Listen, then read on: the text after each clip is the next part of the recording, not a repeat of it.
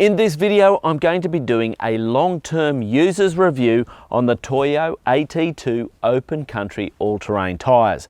Here at MadMatt 4-wheel drive, I'm all about educating and building the four-wheel drive community so you can wheel well. I'd love it if you'd hit that subscribe button and hit the bell so you can get all those notifications. I did a review on these tyres when they were around about 15,000 kilometres old, and that video is linked above. If you really want to do some research, watch that video. It's very in-depth and very detailed, and I give you a whole bunch of information. So would I buy these tyres again? Well, the answer is absolutely yes, I would. There are a bunch of things I've learnt about running this particular tyre though. Now, I'm a four-wheel driver and I do a lot of four-wheel driving and off-road use. So I'm probably a little bit seeing them from that perspective, but I think that's probably a harder use than if you were going to run these in an all bitumen road sort of environment. They're going to do better than what I'm getting out of them, which is still very good. So a couple of things. When I go off-road, I let some air out of my tyres to increase my footprint, soften the ride, give me better traction off-road.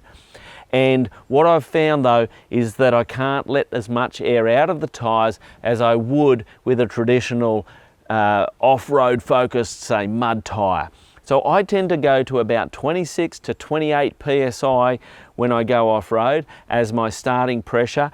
And that really gives me the belly I need in the tyre, so it gives me that footprint, but it also gives me the sidewall protection, which I'm looking for as well. And if you watch that other video that's linked above, you will see me go into where I learnt that information and why I started to manage these tyres a little bit different to the way I've traditionally done that. Now, how have these tyres handled with over 50,000 kilometres of use in a variety of different terrains? How have they handled in those terrains? On a dirt road, not a problem at all. What about snow? No idea. I haven't found any snow in Australia at the moment anyway. What about rocks? Fantastic on the rocks. This vehicle's twin locked and I do love my rock work, and they just handle the rocks. They give me a lot of traction in the rocky environment. And they seem to handle, or you know, they don't seem to chip up or you know, feather the edge as a whole heap. They do a little bit, and that's okay. But they're all in all, they do that sort of work just happily, and they're taking that fine. And there doesn't seem to be a huge compromise in tyre life from that sort of abuse. So that's excellent. Now, when these tyres are new, they have a tread depth of about a little over 13 millimetres. When I did the review at around about the 15,000 kilometre mark, they were showing a tread depth of about 11 millimetres. I've just gone and measured them again to prepare for this video. So at 50,000 kilometres of use, they've still got 8 millimetres of tread depth there, which is absolutely fantastic, I reckon.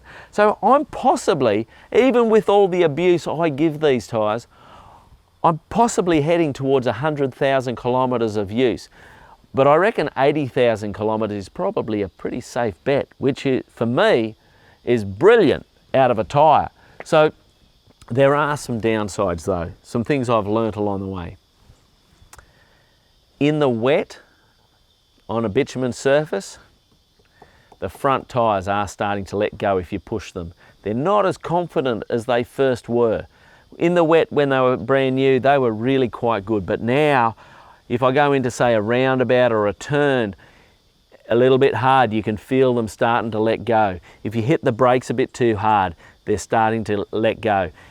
If that continues to happen as these tyres wear down, I'm going to have to get rid of them before they wear out on the tread depth indicators. So I'm not sure where that's heading. It's not quite the result I was hoping for. It's understandable to a point, but it's possibly going a little bit too far for me. And the same can be said off-road. High-speed dirt roads, if they're starting to get a little bit greasy, there's not quite the same amount of traction there now as there was when they were brand new. They are an all-terrain tyre, so we can't be too hard on them in regards to what they're doing off-road in the wet. but it is a little bit of a issue that I have noticed. So keep that in mind. How do you use the tyres? If you're living in the middle of a desert and you never see rain, you'll be right as rain. But hey, that's probably the only negative I've really found with them. In regards to feathering and all of that, I rotate these tyres about every 10,000 kilometres, and I manage my tyre pressures on-road and off-road consistently. I run a tyre pressure monitoring system on there. There's no feathering in the tyres. The noise levels is great, as in, you know, it's not excessive at all. You could really, I run a slightly loud exhaust. I can't hear tyre noise for the most part, so they're not a noisy tyre. In the dry, even now, plenty of traction on a bitumen surface and all of that. So really, the only negative I got with these tyres revolves around moisture. So, as I've said in the other videos, but I'll say it again here now, I bought these tyres at the same price you guys would buy them for. So I've got no affiliation with Toyo Tires at this point in time, but I am talking to them and hoping that we can do a deal where maybe they'll sponsor me some tyres or let me do some other work for them, because to be honest, I reckon they're a good tyre. Anyway guys, I hope that's been helpful for you. I hope it helps you in the purchasing decision that you may have as to whether you'll run the Toyo AT2's Open Country tyres. I'm MadMatt. Stay safe on the trails.